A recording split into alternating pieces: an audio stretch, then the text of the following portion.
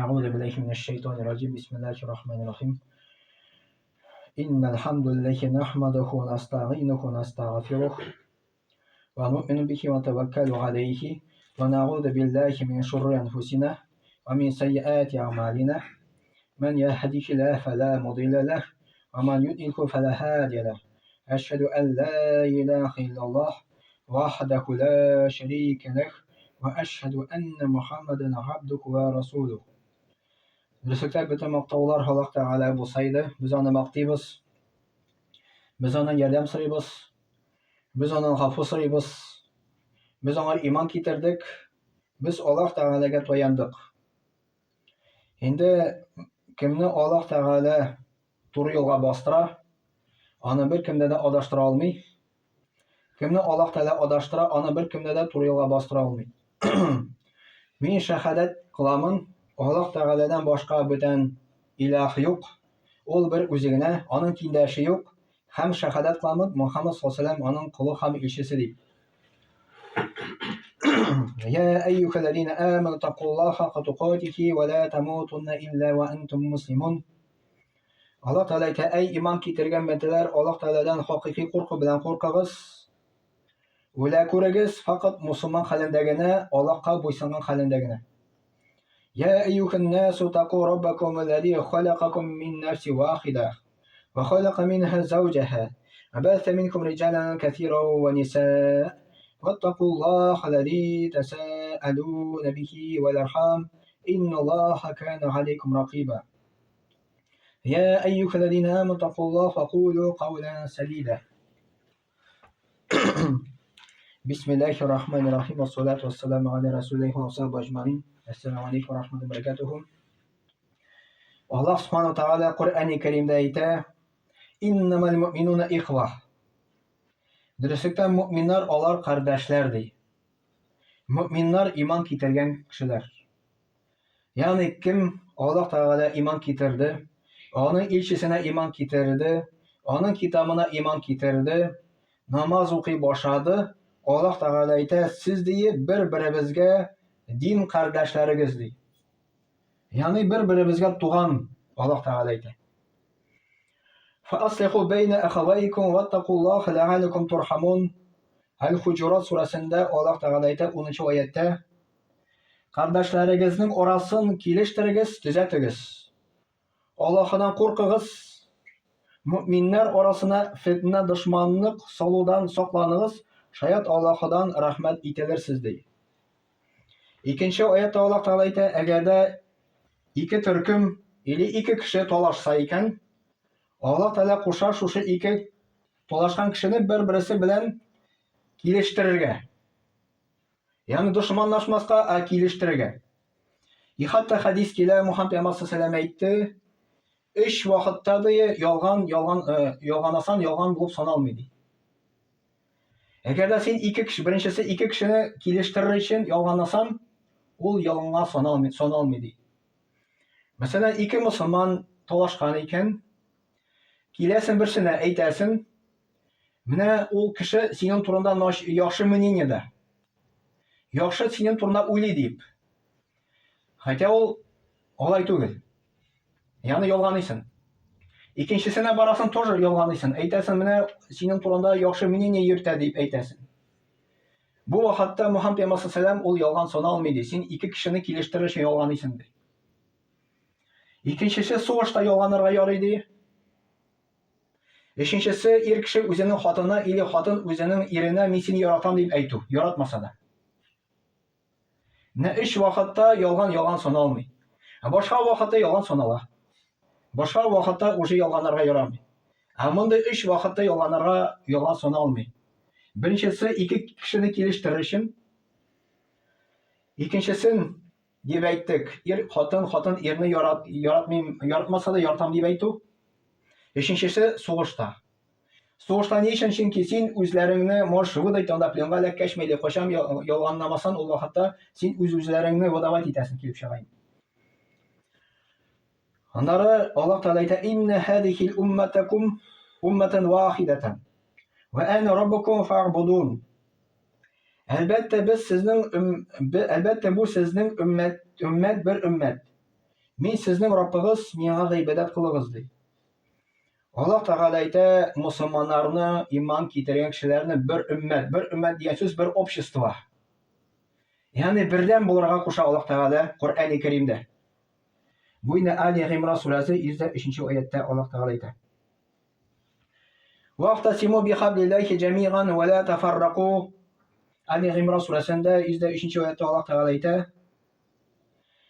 Барыгыз да бергәләп Аллаһ җибенә Коръәнгә ябышыгыз. Аннан һич тә аерылмагыз.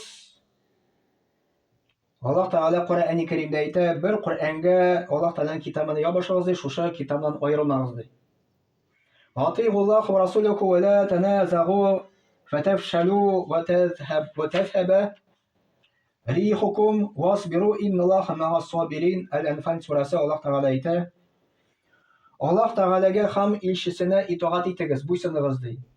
Узара низаглашмагыз. Аллаһ Тәгалә Коръәндә әйтә, узара низаглашмагыз ди, талашмагыз ди.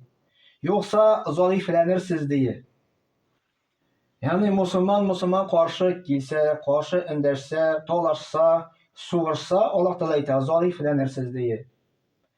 Бүген көндә күрәбез мусламаннарны кайда гына сугыш бармый, бомбит итәләр. Ни сәбәпле шулай? Чөнки мусламан белән бер-берсендә бердәмлек юк. Дәүләт арасында бердәмлек юк, мусламаннар арасында бердәмлек юк. Шул сәбәпле мусламаннар залиф. Менә моңа дәлил Коръәни Кәримдә әйтә. Анда Мөхәммәд Пәйгамбәр саллаллаһу алейһи ва саллям әйтте: "Фала'аллакум бил җамаати ман шазза иля нар." Һәр вакыт җәмәгать белән бергә булыгыз ди. Мөхәммәд Пәйгамбәр саллаллаһу алейһи ва саллям әйтте, җәмәгать нәрсә ул? Менә мусламан җәмәгате менә монда, мәчеткә килә. Намазлар укый, бу мусламан җәмәгате дип атала. Мөхәммәд Пәйгамбәр саллаллаһу алейһи ва саллям әйтте, һәр вакыт җәмәгать белән бергә булыгыз. Шушы җәмәгатьтән аерылмагыз ди. Ягъни син мәчеткә йөри башладың, җомга йөри башладың икән, ташлама дигән сүз. Әгәр дә син ташласаң, җәмәгать белән бергә булмасаң, Мөхәммәд Пәйгамбәр саллаллаһу алейһи ва саллям әйтте, кем җәмәгатьтән аерылса, демәк ул җәһәннәмгә керер өчен аерылды ди. Кем мусламан җәмәгатеннән аерыла икән, ул җәһәннәмгә керер өчен аерылды ди. Там бер хадистә килә, Мөхәммәд Пәйгамбәр саллаллаһу алейһи ва саллям әйтте, әгәр дә мусламан, мәсәлән, җәмәгатьтән аерыла икән, мусламан җәмәгатеннән аерыла икән, моны шайтан баса ди. Менә ничек теге сарыклар, мәсәлән, көтүдә йөри икән, сарык көтүдән аерыла икән, көтүдән аерылгач, аны бүре ашый. Шулай ук мусламан җәмәгатьтән аерылса, моны шайтан ашый дигән. Шайтанга бирелә. Ул уже намаз укымый башлый. Ул уже гунахка бата башлый. Арак эчә башлый. Все бетте шуның белән, моны җәһәннәмгә шайтан төшерә китә. Мөхәммәд Пәйгамбәр саллаллаһу алейһи ва саллям тарул муъминина фи тарахумихим ва таваддихим ва тагатуфихим каматал джасад. Идә иштака гудван тадага лаху саиру джасадихи бисахри вал хумма. Мөхәммәд Пәйгамбәр саллаллаһу алейһи ва саллям әйтә, син мөэминнәрне, ягъни иман китергән кешеләрне мәрхәмәт, мәхәббәт һәм йомшаклык күрсәтүләрендә бердәм күрерсең ди. Ягъни Мөхәммәд Пәйгамбәр саллаллаһу алейһи ва саллям әйтте, иман кешеләр ди, үзенең мәрхәмәтлелеге белән, үзенең мәхәббәте белән, үзенең йомшаклыгы белән бердәм кебек ди. Әгәр дә тәннең бер агзасы авыртса, башка агзалар да йокысызлык, бизгәк белән җәфа чигә дигән. Тагын бер каватлы Мөхәммәд Пәйгамбәр саллаллаһу алейһи ва саллям әйтте, мусламаннар алар бердәм кебек булырга тиеш ди. Тәндә бер агза авырта икән, бөтен тән авырта башлый. Ничек авырта башлый? Йокысызлык, йоклый алмый, һәм тәндә температура менә ди. Мусламаннар шундый рәвештә булырга тиеш. Ягъни мәсәлән, безнең берәр нинди вирус керә икән эчкә. Вирус кергәч, бөтен тән кабына. Температура менә. Кеше йоклый алмый. Ни сәбәпле шулай? Чөнки бер вирус керде, чит вирус керде. Аны куарга кирәк шушы вирустан, шушы тәннән. Мөселманнар арасында да нәкъ шулай ук берәр кардәш авырта башлады икән, без аңар хәлен белергә бара тиеш. Мөхәммәд пәйгамбәр саллаллаһу хәдисендә килә, Мөхәммәд пәйгамбәр саллаллаһу әйтте, әгәр дә кеше дие, мөселман кешесе үзенең дин кардәшен, авырткан кардәшен хәлен белергә бара икән, авырткан кардәшен больницага буламы, йортына буламы, 70 мең фәрештә дие, иртә белән чыксан, кичкә хәтле дуга кыла ди. Кич белән чыксан, иртәнге хәтле дуга кыла ди. Менә әгәр дә безгә кирәк икән, безнең өчен фәрештә дуга кылуын, менә авырткан кеше янына барабыз, аның хәлен беләбез. Шул вакытта безнең 70 мең фәрештә дуга кылыр дип Мөхәммәд пәйгамбәр саллаллаһу әйтте. Иннал муъминина лил-муъмини кәл-буньяни яшудду ба'духу ба'дан.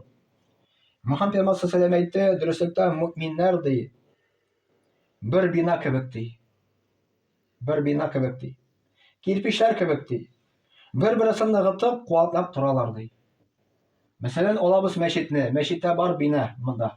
Кирпич белән бер-берсен ныгытып торалар.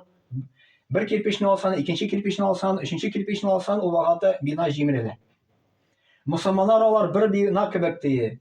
Кирпич бер-берсен поддерживать итәләр ди, Мөхәммәд пәйгамбәр саллаллаһу әйтте. Бу хадисны Бухари китерә, Бухари җинтыгыннан алынган. Шулай Мөхәммәд пәйгамбәр саллаллаһу әйтте, ла ю'мину ахадукум хатта юхиббу ли ахихи ма юхиббу ли нафсихи.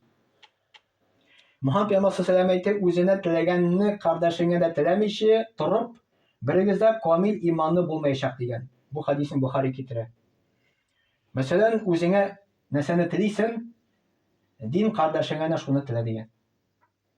Мәсәлән, син машина сатасың. Әйтәләр, спидометры әзрәк кенә артка чиген аты сата алмыйсың. Син үзең шушы машинаны алырга теләр Юк, теләмисең. Кешегә дә шуны теләмә дигән. Кешегә дә шуны теләмә.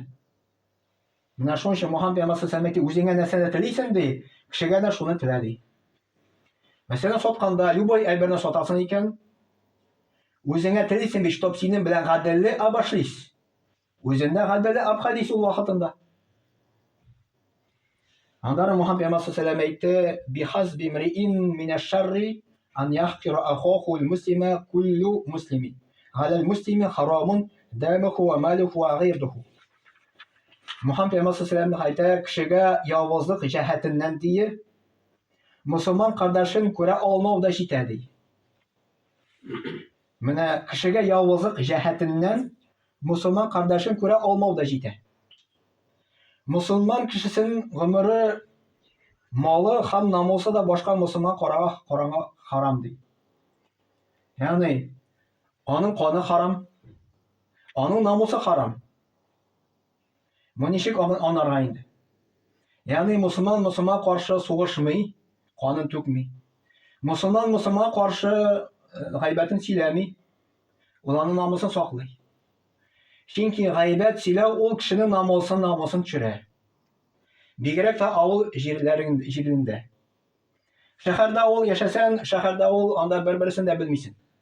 Авылда бер җирдә бер нәрсә булса, икенче җиргә моментально таралып китә. Шуның өчен Мөхәммәд пәйгамбәр саллаллаһу әйтә, харам ди, намусына кагылырга ди кешенең ди, мөселманның бигрәк тә. Намусына кагылу ул кешенең гайбәтен сөйләү була. Мөхәммәд пәйгамбәр саллаллаһу әйтә, ма мин мриин яхзулу имраан муслиман фи мавдихи тунтахаку фихи хурматуху.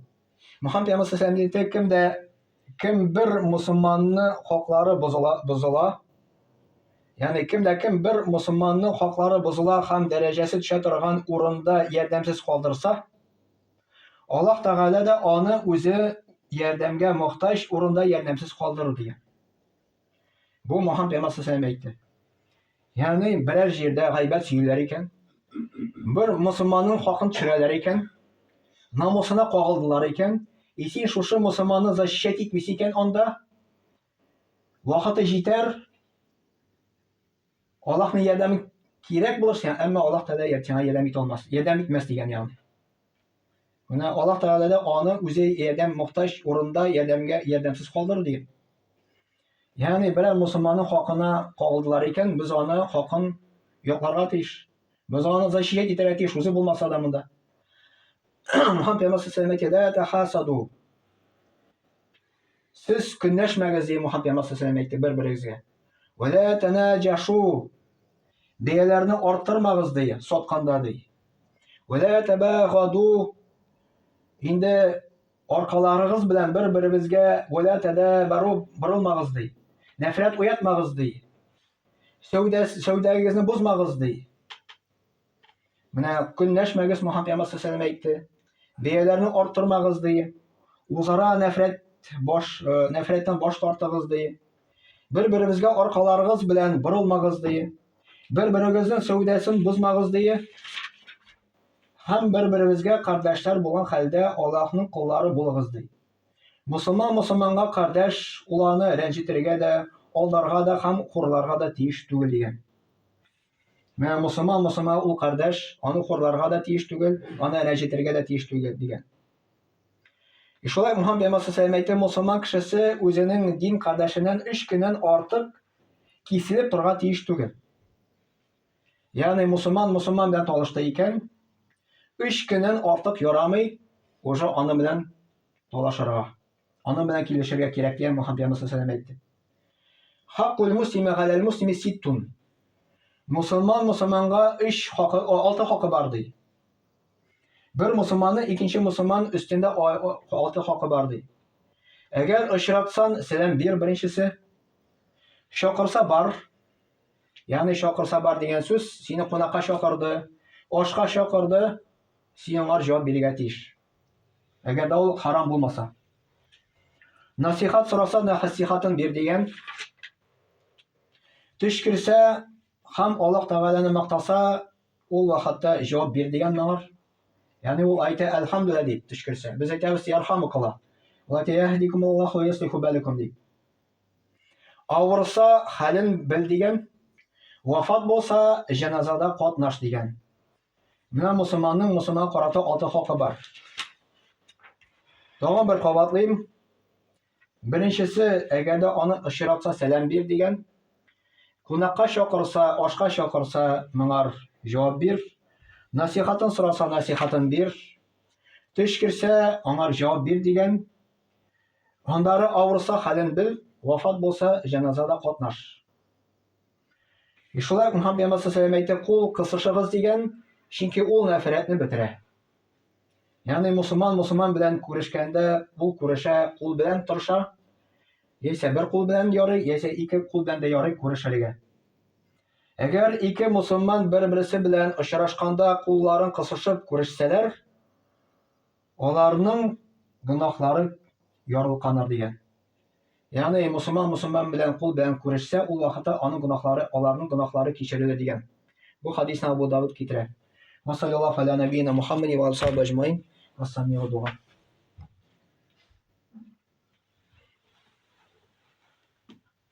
Bismillahirrahmanirrahim. Vassalatu vassalamu ala rasulillahi wa ashabi ajmain.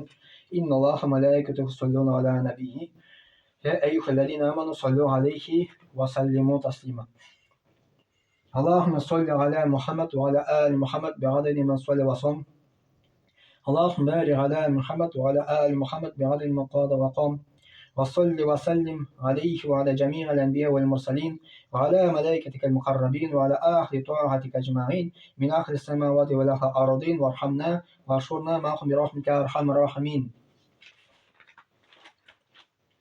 اللهم ارحم الخلفاء الراشدين ومروا المدين الذين قضوا بالحق وكانوا يعدلون. اللهم اغفر للمؤمنين والمؤمنات والمسلمين والمسلمات الأحياء منكم والأموات إنك مجيب الدعوات ورافع الدرجات منزل البركات وقاضي الحاجات برحمتك يا أرحم الراحمين. اللهم انصر من نصر الدين وخذل من خذل الدين. عباد الله إن الله يأمر بالعدل والإحسان وإيتاء ذي القربى وينهى عن الفحشاء والمنكر والبغي يعظكم لعلكم تذكرون. واذكروا الله العلي العظيم الحي القيوم يذكركم واشكروه يزيدكم واستغفروه يغفر لكم. ولذكر الله تبارك وتعالى أعلى وأول وأعز وأجل وأعظم وأتم وأكبر. وصلى الله على نبينا محمد وعلى آله وصحبه أجمعين وأقيم الصلاة.